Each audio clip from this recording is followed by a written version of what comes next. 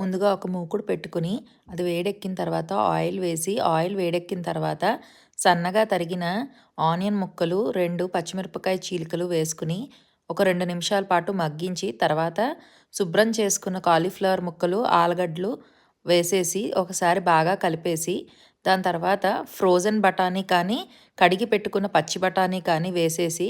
వాటిని అన్నిటినీ ఒకసారి కలుపుకుని మూత పెట్టి మగ్గించిన తర్వాత ఉప్పు పసుపు ఎర్రకారం జీలకర్ర ధనియాల పొడి వేసుకుని దాన్నంతా బాగా కూరకి కలిసేటట్టు ఒకసారి మిక్స్ చేసేసుకున్నాక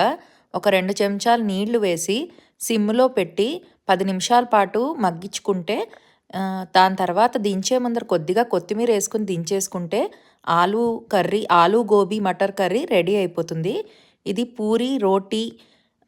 దేంట్లోకైనా చాలా బాగుంటుందన్నమాట. నా ఛానల్ని సబ్స్క్రైబ్ చేసుకోండి. మరిన్ని వీడియోలు